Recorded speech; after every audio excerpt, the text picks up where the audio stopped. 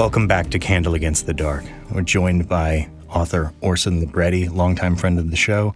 We've been listening to cassettes that he brought. Fascinating, terrifying stuff. Orson, what do you have for us? Well, Jack just kind of jumps in on his story here, and so we're going to do the same thing. All right, let's hear it. All right. All right, we're back. Where was I? Right, the end. Or the beginning of it anyway. It all happened so fast. Well, not really, I guess. It actually happened over a couple of weeks, but to me, it felt like it was practically overnight. And that's probably because I had other things on my mind. I was distracted. While the rest of the world was busy being consumed by their newfound obsession with the Mater nodes, I was off in my own little world, busy plotting, planning something terrible. I mean, I suppose in the grand scheme of things, it wasn't nearly as bad as what was in store for humanity as a whole, but that's not really a fair measure. You know, to judge what I did against everything else that's happened would be by far the most egregious and stunningly literal use of the phrase, "It's not the end of the world." I mean, the truth is, I was off the rails, and I knew it. But even now, there's still a part of me that feels justified. Because to be fair to myself, I had just discovered that my life, a life I had very carefully arranged, had become a complete lie. And after that, all bets were off. And I guess in a way, I was in the same boat as the rest of humanity at that point. I was also disappearing into a compulsive quest for satisfaction, succumbing to that same exact pull of overwhelming desire as everyone else, eaten alive from the inside out by a whole new set of feelings that I didn't even know I was capable of having. Painful, dark feelings. Feelings that have made me a person that I don't even recognize. But anyway, I think the moment I realized that something was wrong, that something was off with, well, everything, I'd have to say that in that moment, I was shopping. Ironically enough, I was at an Walmart. I mean, what better place to kick off an apocalypse driven by desire than a never-closing monument to consumerist gratification like Walmart? I mean, to be fair, it wasn't the only place it started, but that's where I was when I first saw the signs of the end. I forget why I was even there, but I can safely assume that whatever it was I was there to get, it was probably for Priscilla. It was always for Priscilla. I do know that I had been wandering through that signature maze of concentric aisles for the better part of an hour. It was always an expedition going to an Walmart. By clever design, you never knew exactly where you might find whatever it was you were looking for. And that forced exploration also meant you never quite knew what else you might find and somehow instantly need. And it turns out you never knew what might find you there either. But we'll get to that. Anyway, that's why Priscilla always sent me. She was a great many things, but patient wasn't one of them. And I was always more than happy to go. More than happy to do whatever I could to make her happy. And given my recent discoveries and the plans I'd made as a result, it was both wise and necessary for me to maintain that routine as I worked to set things right. Okay, I'm going to stop things right there for a little bit. Okay. We'll talk about this a little bit. So something you may have noticed in this, in the first segment, he was talking about the different ways that humanity's predicted how the world will end, and how they were all wrong. Right, exactly, yes. Exactly. Yeah. And he mentioned all the poets and the prophets and the data points, how it was all wrong. Well, he uses a word in there, scientisticians. Mm-hmm. But we don't have that word in this world. Not that I've ever heard, not that we were able to find in any language. We looked. But this, added with some of the other evidence we had, gave us the idea that this wasn't from our world or our reality, or at least our corner of it. It was happening elsewhere. And another indication is the Allmart. Which sounds familiar. Yes. I think we all know what it sounds like. I out of respect for other sponsors, I won't say what that is. Absolutely. And when you add that to some of the other things, this is what really got us thinking that what was happening here didn't happen Here. And that will tie into a certain theory that Bardwell spoke of regarding multiple universes and the physical possibilities of these sorts of things. But let's go on from here. So you've got Jack kind of setting up the scene here. After this, he kind of talks about he's there shopping for Priscilla, and he's kind of getting a normal thing. You know, I think he mentioned maybe wine, artisan. The typical run that you do for the significant other. Exactly. But he notices there's a certain energy in the store, and the queue is ridiculously long. The queue going up to the registers is wrapping around the aisles, and there's an excited energy among everybody. A long queue in let's say Allmart is not unheard of, but a positive energy. Yeah. That's a little stranger. This queue's, it's not Christmas. This is, it's not the holiday season. This is the kind of thing you might expect for something else. But he's been here a lot, and he's noticing something a little different. And he eventually, as the queue goes up, he sees that everything seems to be directed toward this black curtained tent. And we're going to let him pick it up from there, because this is getting to the crux of what's happening. Okay, let's play the next one. And that's when it hit me what day it was. I don't know how it wasn't in the front of my brain, given how relentless the chatter in the office had been for days, but it was a red letter date for Octavius Marketing. And as it turns out, for all of humanity. But there was no way I possibly could have known that when my boss called an all-hands meeting just a few weeks before. It was to announce that our company had been awarded the contract to oversee the unveiling of what he called a revolutionary new technology, something called the Mater node. But here's the thing. That's all we were told. We weren't given any details. Nothing about what this new thing did, nothing about what it was for. And honestly, it didn't matter much to me. My job as an accountant didn't require me to have knowledge about anything other than the funds that came into the company and the funds that went out, accounts receivable and accounts payable.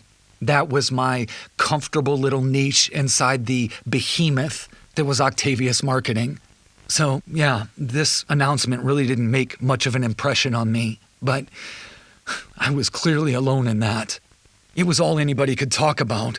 The water coolers were abuzz with conversations that seemed to be almost instantly dominated by talk of the Mater node.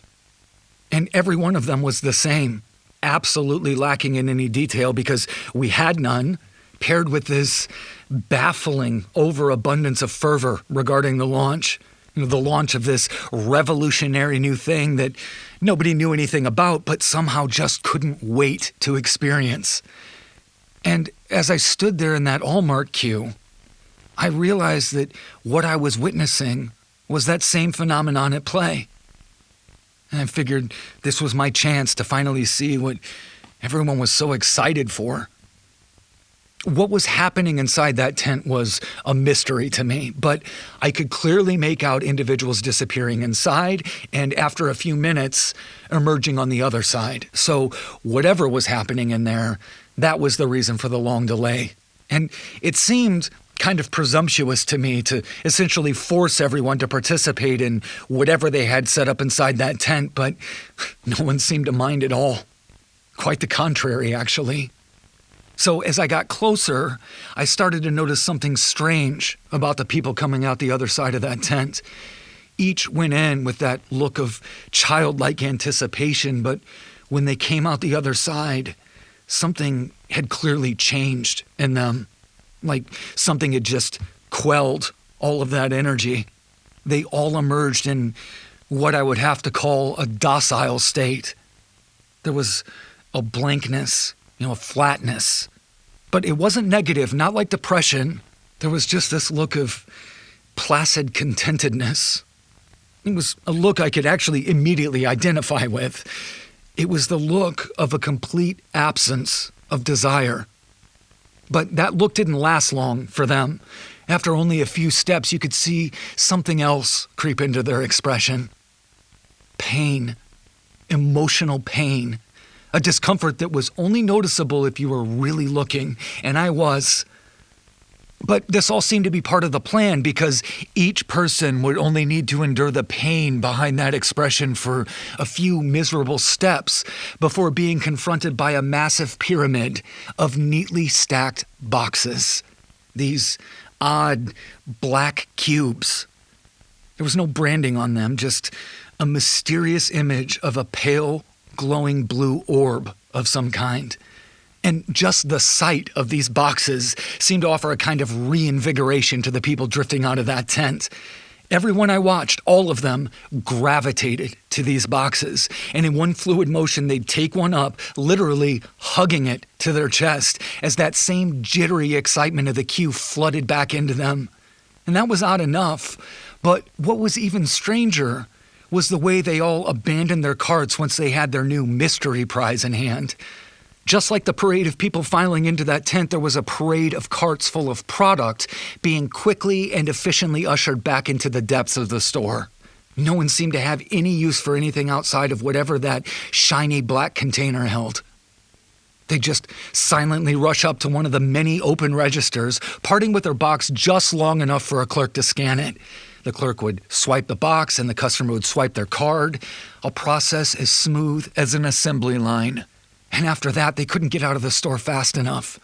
It felt like some kind of strange, sacred ritual was unfolding in front of me in double time. Like a speed-through rehearsal of a communion. And that ritualistic sensation seemed even more apt once I noticed something else. With each beep of the register, with each newly rung box, a bizarre yellow symbol appeared on the display screen. I still have no idea how to describe what that symbol was. The only word that comes to mind that even begins to describe it would be a sigil of some kind, but not like any sigil I'd ever seen. And honestly, I can't tell you exactly what that symbol looked like because every time I saw it flash across that screen, I was immediately overtaken with an overwhelming desire to look away from it. And my stomach turned and I felt dizzy until I did. And I was so preoccupied by this repeating pattern of beeps and flashes and the sickness somewhere deep down inside of me that I didn't even notice when I had reached that coveted spot at the front of the line. I had been so mesmerized by the strangeness around me that it wasn't until a buxom young woman in a rather scant black dress snapped me back to full awareness by touching my face. And I remember I flinched in surprise, but she just locked eyes with me and smiled with this kind of flirtatious smirk. And then I realized that the reason she was touching my face was because she was placing these little strips of adhesive paper, these little postage stamp-looking strips on various parts of my forehead and the back of my neck. And that was it. Without so much as an "Are you ready?" I was ushered into the tent. And once I was inside, I was immediately confronted by an actual orb, just like the ones I'd seen depicted on the boxes outside. It was hovering above a black pedestal, levitating with this subtle rising and falling that made it feel like it was almost breathing in a way, like it was a living thing full of will and intent. And I'd later find out that wasn't far from the truth. That it and the so-called mater system to which it was connected would, in short order, fundamentally alter every aspect of human life. And I guess if you're listening to this, that's not really news to you, but it's a fact that I still find myself struggling to accept even now. But when I first laid eyes on it, that reality wasn't even something I could begin to imagine. I mean, how could I? What I did sense immediately, however, was that whatever this thing was, it was unlike anything the world had ever seen. Along with the milky light it emitted, there was this otherworldly hum filling the air, presumably emanating from the device, but it also seemed to be simultaneously coming from somewhere beyond it somehow. And I realize that doesn't make any sense, but that's the only way I can describe it. It was just a feeling something that just felt true without any conscious process. There's just no way for me to effectively articulate the irrational experience that sound induced. I will say that it seemed to me like a distant cello droning a dyad that was both discordant and in perfect harmony all at the same time. And again, I realize that doesn't make any sense, but that was the experience. And I can only assume that this humming was somehow intended to offer a sense of new age calm to the whole situation, but its effect on me was just annoyance and an amplification of that nausea I'd been fighting since first seeing that yellow symbol. And it was at that moment that I turned to the demo attendant and I asked what exactly I was supposed to do. And again, she didn't say a word. She just smiled as she unpinned the flap and collapsed my world into nothing but that blackened booth. I thought about just walking out the other side, but I have to admit, my curiosity was piqued. So I decided to ride it out, to maybe see what all the fuss was about. There was a chair stationed not more than a few feet from the node and its pedestal. And I remember as I moved toward that chair, both the drone and the nausea seemed to ease, like a reward for complying with some unspoken demand. And I could also feel those strips of paper attached to my head and neck begin to tingle. And as strange as it was, I have to say it was actually a pleasant, relaxing experience. And once I sat in that chair, I was surprised by how comfortable it felt. It wasn't anything more than a simple folding chair, but it felt soft and enveloping, more like the hug of a recliner. But that comfort was short-lived. I don't know if the node got brighter or if my eyes had just adjusted, but its presence suddenly seemed more immediate, more imposing. And then that humming rose up again, bringing with it another wave of nausea. And I could feel that sound in my chest, vibrating my core like it was physically taking hold of me. And I could feel the tingling from those paper strips on my forehead and neck intensify. I could tell that they were rapidly dissolving away. But as they did, that tingle took on a new dimension. It felt like thousands of tiny insects scurrying across my skin, and then a much more horrific sensation set in, a sense of them burrowing, digging toward and into my brain. And at the same time, the node seemed to grow, almost explode in front of me, and I had the sensation of being pulled toward it. But I couldn't tell you if I was actually moving or if it was simply growing toward me. I don't know. Maybe it was both. But my entire field of view was suddenly engulfed in its light, and I no longer had any sense of anything outside of it.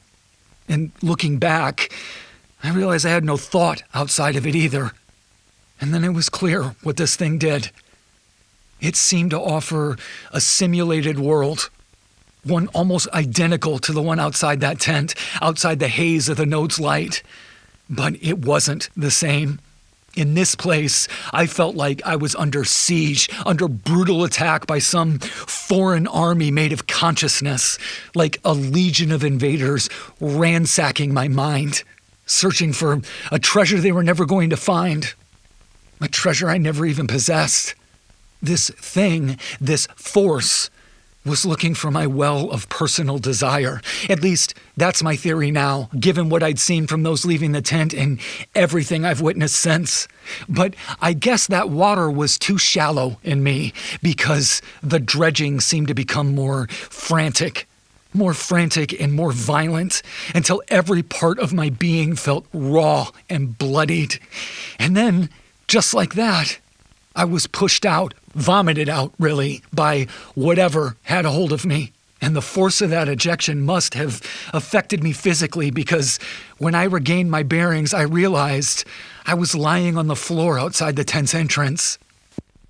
Okay, I'm gonna stop it here as well. There's no visible, at least nothing that Jack describes, no visible sense of consent here. Nobody's resisting, but nobody's simply saying. And that goes for Jack as well. That is strange. Nobody is seeing that pained expression and then refusing to go into the tent. Right. They're just going with the flow. He uses the term vomited out, that he falls out of the tent. So we're going to kind of jump ahead here a little bit, but nobody reacts to that. He says that the attendant walks over him and just goes on to the next person. There's no sense of empathy. Yeah. Okay. Yes, It's like the desire's been cranked up and the empathy has been removed. The transformation into these sort of inhuman automatons of desire appears to be complete. And Jack recognizes the frightening oddness of this. And we're going to be getting a little more information on that coming up. But we're just going to listen to just a little bit more here, and then we can move on and see where Jack takes us. All right. And I couldn't make sense out of how all of these people were so unmoved by the sight of my suffering. I wanted to grab them and shake them from their consumerist stupor, to warn them, to tell them to run. But I didn't. I didn't, because something inside of me told me that I couldn't. Not if I was going to get what I wanted. Yeah, what I wanted. See, that's the thing. Whatever the mater did for others, it failed to do for me, at least within the confines of its alternate world. Maybe it couldn't quell my desires because there were so precious few to find. Again, that's the theory. But it did find one. That's for certain. And what the mater node couldn't manage in its virtual realm, it seemed intent on finding its way to manifesting in this one. Because whatever happened inside that tent, whatever the node did to me, I was also changed, but in a different way. I was now filled with a level of determination that far outstripped any feeling I had ever had, greater even than my cherished and perfect need for Scylla. And that plan I had, that plan I was carefully putting into motion, was now the only thought in my mind. That and a profound sense of certainty about that plan. A certainty that very soon I was going to murder my boss. That took a turn. Indeed. We had the same reaction. Certainly he's had a profound reaction to this product that his company is not developed, but is promoting and is putting into the world. Yes. That's quite a turn. It is. Our first reaction was that the mater node had put this thought into his mind. That seems an easy jump to make. Yes, but when you think about it, he's already talking about this plan before that he was going to the Allmart in order to please Priscilla, but to keep up appearances. And why would he need to keep up appearances? What was going on with that plan? So he was changed, and it cranked up something that he was already planning. It cranked up his desire to go through with this thing. So he can talk about the mater node like it being a bad experience, and it not taking to him, and yet something very profound happened in there regardless. Something different than everybody else, but as he said, it changed him, and that is going to be obviously a very profound and important part of the tale going forward. Absolutely. Yes. Let's take a station break. Great. This feels like a good opportunity. We need to process what we've just learned. Great. So we will be back shortly with more from author Orson Libretti, his book Consummation, and some tapes that he came into his possession. Mysterious, disturbing, strange, compelling. We'll be back with more soon.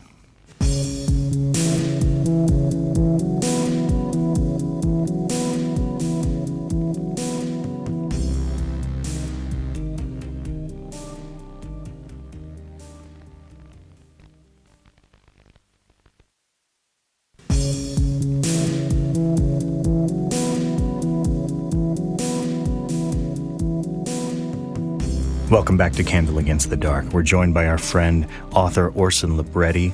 If you're just joining us, he has a long and distinguished career in the military. He worked as a consultant for the U.S. government and various other agencies and organizations. He has brought with him some tapes that he was made aware of, the origin of which is a mysterious and strange thing. They appear to have come from a place one might describe as an alternate universe, an alternate reality.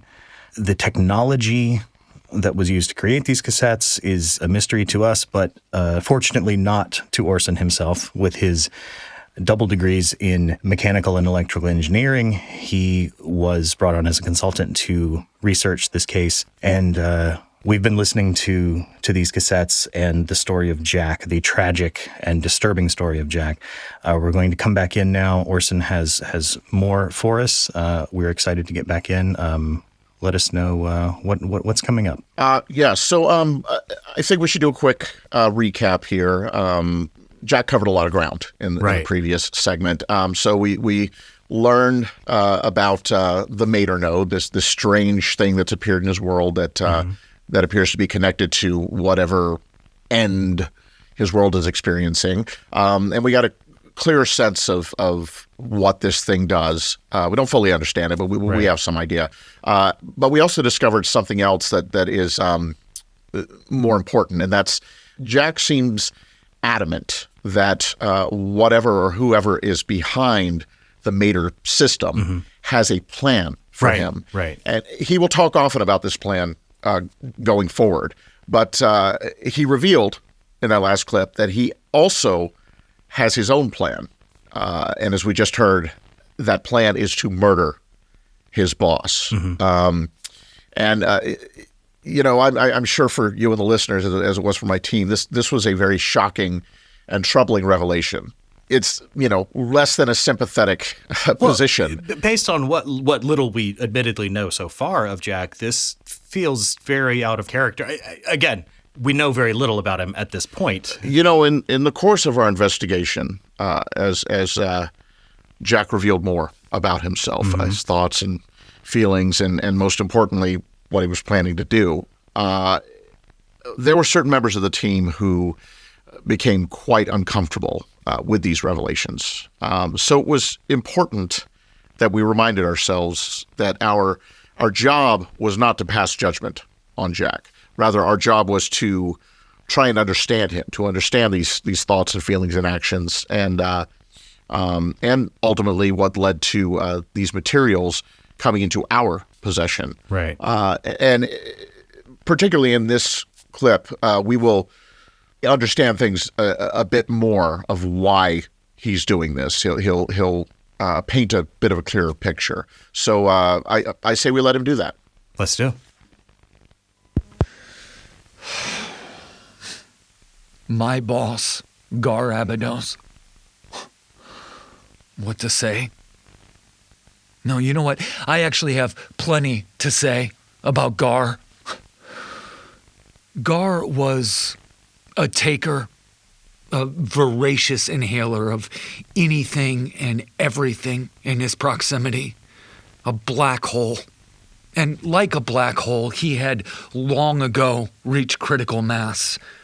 There were very few people capable of resisting a man of his status and wealth. And even when he did meet that rare, formidable challenger, he still had what seemed like an almost supernatural ability to always come out on top, to just take whatever it was he wanted without apology or consequence. There seemed to be no limit to his appetite or the lengths he would go to in his attempts to satisfy it. And it seemed like there was no limit to the supply of victims and things and decencies he'd almost systematically seek out and swallow whole for his own satisfaction. I'll say this, if you know anything about fish, then you'll know that there has never been in the history of ever a man more aptly named than my boss, Gar Abydos. And, it's funny to me, actually, that I have so much to say about a man of so little substance, But whatever he lacked in character, he more than made up for in weight and girth, both in ego and physicality. In those regards, he was quite substantial. That wasn't true in the end, though. Not even a little. No, in the end, he was frail and weak, literally a shell of his former self. But the path to that moment, to that cosmically just conclusion, was a long and winding one whose unfolding began with my unfolding, as it were, with what I consider to be my true beginning, with my first sense of actual purpose in this world. The moment I first laid eyes on Scylla, up until then, I had just subsisted, just existed and did my best to fit in. And I had realized really early on that I was different. Whatever seemed to drive everyone around me just made no sense to me. In my teens, I'd spent a lot of time reading books that I hoped would help me understand who or what I was. I wasn't ashamed of my weird lack of desire, but I wasn't proud of it either. What I was aware of how it could cause problems for my functioning in the world.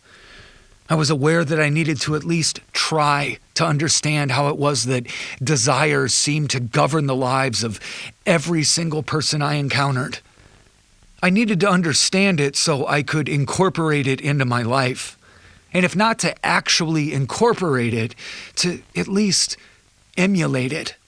So I could, at the very least, look like everyone else.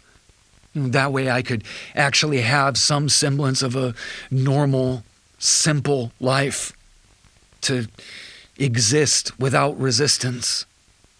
So when I was around 16, I engaged in a methodical investigation into my psyche, into books on neurology and psychology and attachment theory and mindfulness. And I was definitely smart enough, even then, to make sense out of the ideas, at least intellectually.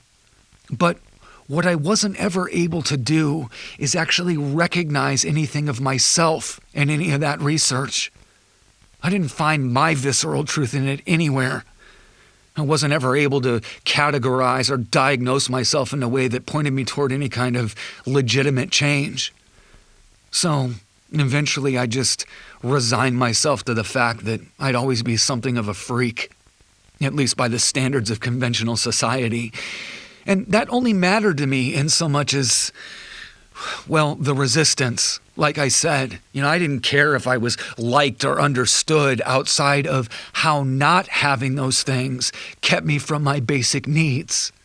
But luckily, most human interaction is transactional in nature anyway, so as long as I could seem normal and was able to make myself a value add to others, all could be somewhat okay.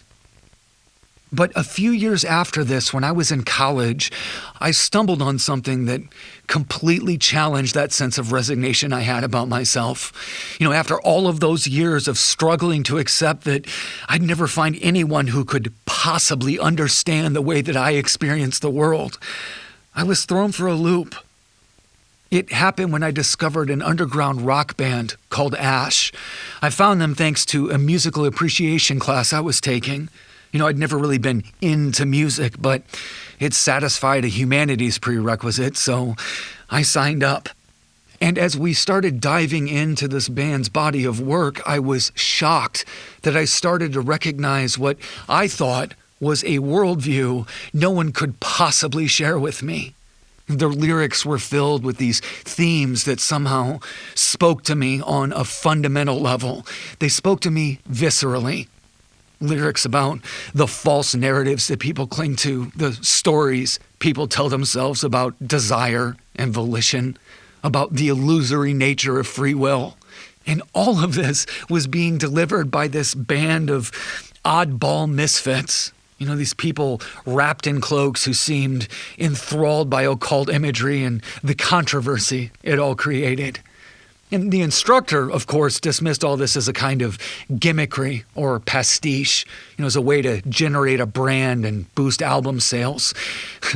And for the first time with this instructor, I was looking at someone else and thinking that they were even more cynical than I was, because it just made perfect sense to me. It felt true to me in a way that nothing else ever had.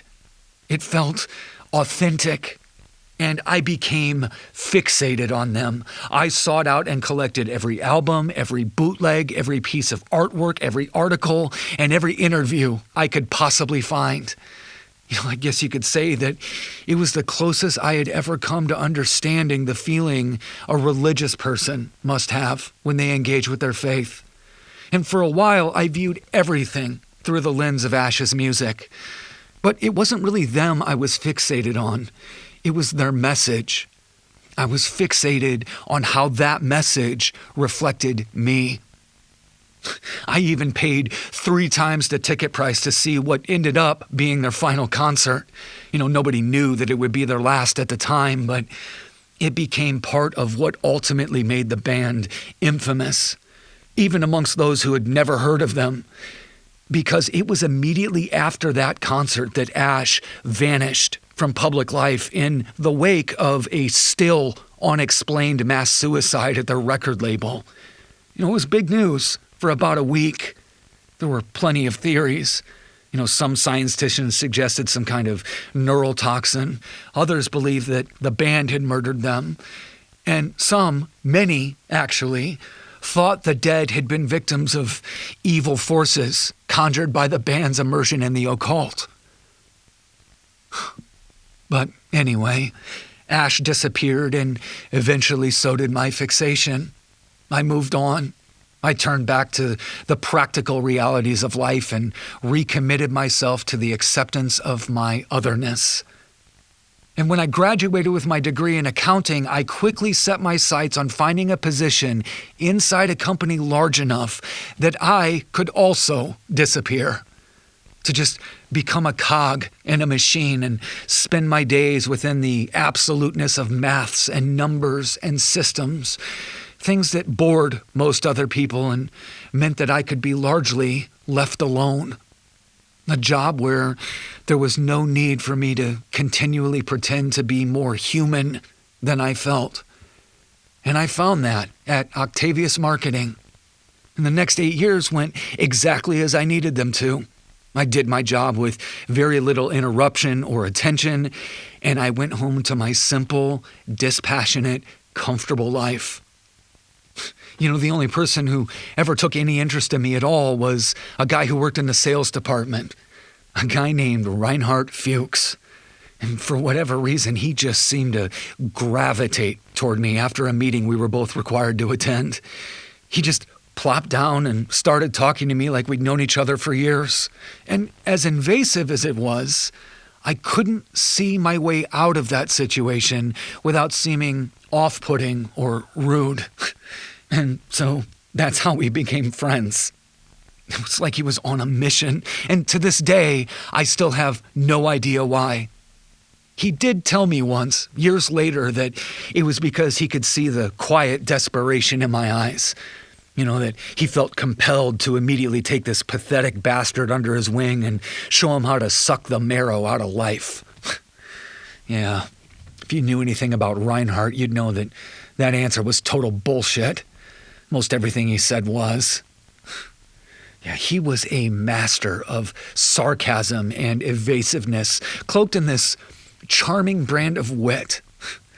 And he also had a real talent for being somehow endearing and unapologetically condescending at the same time. Yeah, we were an odd pair, but we formed a legitimate friendship, and that addition to my life was fine by me. In some ways, it made things easier. He was an advocate for me once at work. I had made a computational error, almost unheard of for me, and I had cost the company a pretty decent sum of money, and I probably wouldn't have kept my job if it hadn't have been for him. And the fact that I did meant that I was still there the day that my only reason for being materialized in the office. The day Scylla accepted a position in HR. And I'll spare you all of the cliched, sticky stuff, but suffice it to say, I felt all of it. Something shifted in me the second I laid eyes on her. Something I didn't even know was there. The pull was immediate and all-consuming. Love at first desire. And I couldn't explain it, but I looked at her the way that I looked at my own reflection, inextricably tied to my existence, and wooing her was all that mattered to me. And to my surprise, the skills for that process came without any real effort. I hadn't ever sought out a romantic connection before, and I never really understood anyone who did, but somehow, when that proverbial lightning struck me, I was suddenly imbued with what felt like the mind of someone else entirely. Someone far more charming, far more poetical, far more idealistic than I had ever been.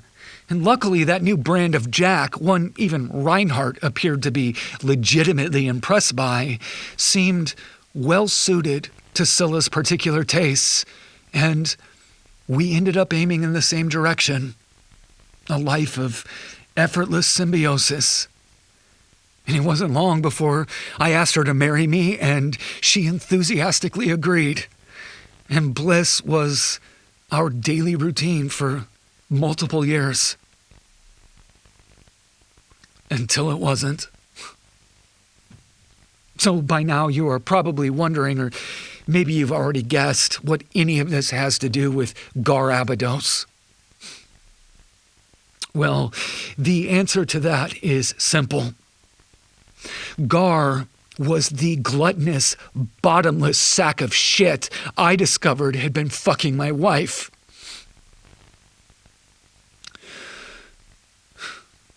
Yeah. Yeah.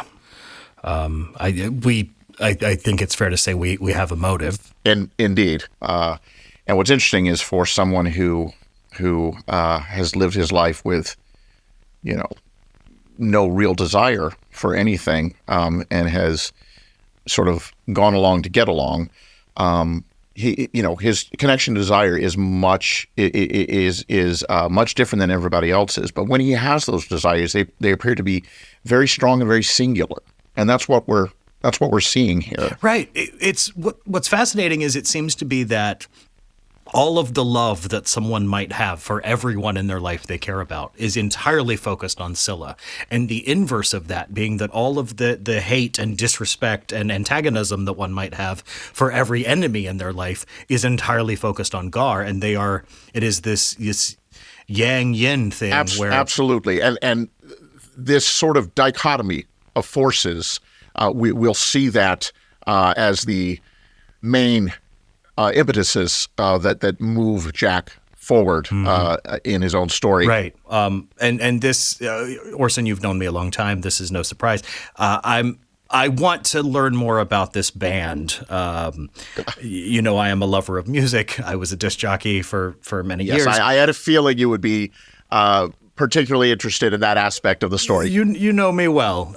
So I have many questions. First of which is do we know what this music sounds like? Is it comparable to bands that we have, in, I can't believe I'm saying this, our reality? But secondarily, and do we know what happened with this mass suicide at the record label? This is horrific and fascinating. Okay, so let me just say this, okay? In addition to Jack's tapes that were in the briefcase that was, recovered with the body, right? There were other items in there, including what we would recognize as a boxed set of vinyl for the band Ash. You have the music. We were able to reverse engineer the particular technology. It was a little easier than the tapes, and we do. You in have fact, no idea how excited I am right now. Oh, I think I have some idea. Alternate dimension. Okay. Yes, and as far as what happened with the mass suicide, Jack gave 3 explanations, and I'll say that none of them were quite right. But of them, the third one, the one where people were suspecting that occult forces were behind it, it is the closest. There was definitely something otherworldly that was behind this spate of mass suicides and additionally other deaths surrounding that. But we'll leave that mystery to the side for a little bit and come to it later, because Jack will have more to say on that band and their music. We can get back to Jack's story. I Certainly. just know that I'm champing at the bit to hear this. Of course. And I promise we will satiate that desire. Excellent. So the sooner we go to the station break that Maggie is insisting upon, the sooner we can get back and hear more. So we will be right back with more Candle Against the Dark.